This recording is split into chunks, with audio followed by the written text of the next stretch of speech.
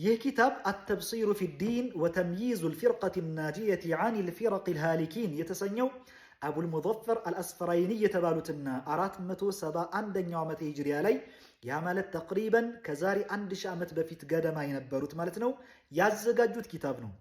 በዚህ ኪታባቸው መጤ እምነት የሚያራምዱትንና በስመ ኢስላም የሚንቀሳቀሱትን ሰዎች ያስጠነቀቁበት ሲሆን 324ኛው ገጽ ላይ ምን ይላሉ? ወካነ ዳውዱል ጀዋሪቢ ሚን ጁምለቲል ሙሸቢሃ አላህን ከፍጡራን ጋር ከሚያመሳስሉት መካከል ዳውዱል ጀዋሪቢ የሚባለው ይገኝበታል አሉና ዩስቢቱ ሊማዕቡዲሂ ጀሚዐ አዕዳኢል ኢንሳን እርሱ አላህ ብሎ ለሰየመው ሁሉንም የሰው ልጅ አካል ክፍሎች ያጸድቅና ወካነ የቁል ኡዕፉኒ ዐኒል ፈርጅ ወልሊሕያ ብልትና ጺም ግን አላጸድቅም ይሄን ይቅር በሉኝ ይል ነበረ። ሱብሓነላህ። ይሄ ሁሱ የሚባል መጣና አሁን ላይ አይ ብልትም ቢሆን አላህ ሊኖረው ይችላል አለን።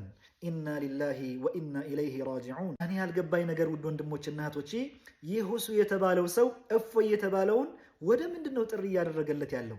አካል የሆኑትን ሰይዱና ዒሳን ዓለይሂ ሰላምን ማምለክን አቁም ከሆነ እሱ ራሱ የአካል አምላክ እንደሆነ ገለጸልን። ምናልባት ጥሪ እያደረገለት ያለው ሙሉ አካል ያላቸውን ሰይዱና ዒሳ ዓለይሂ ሰላምን ማምለክን ትተህ እኔ ከጎደሎ ክፍለ አካላት የገነባሁትን የሰራሁትንና የገጣጠምኩትን አላህ ብዬ የሰየምኩትን ወደ ማምለክ ና እያለው ካልሆነ በቀር እኛ ሙስሊሞች ግን ሁሱንም ይሁን እፎይን የምንጠራቸው አካል ማምለካችሁን ተውና ብቸኛውን አካል ያልሆነውን ፍጡራንን የማይመስለውን ብቸኛውን ፈጣሪን አላህን ሱብሓነሁ ወተዓላ ተቀበሉ ወደሚል ነው።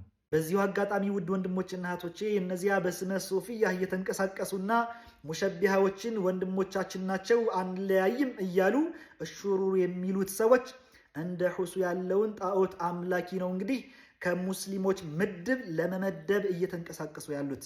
አላህ ይጠብቀንና ይህ አካሄድ ግን እነዚያን ክርስቲያኖችን በራሱ ሙስሊሞች ናቸው ወደ ማለት የሚያደርስ እንደሆነ ምን ያክሎቻችን ተረድተን ይሆን?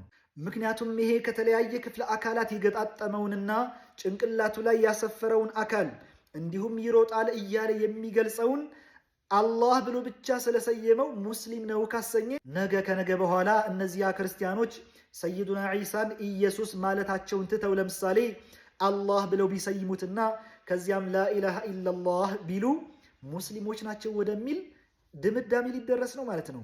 አላህ ይጠብቀን። ይህን ነገር መጠንቀቅ ማስጠንቀቅም የግድ ነው። ባረከላሁ ፊኩም ወሰላሙ ዓለይኩም ወራህመቱላሂ ወበረካቱሁ።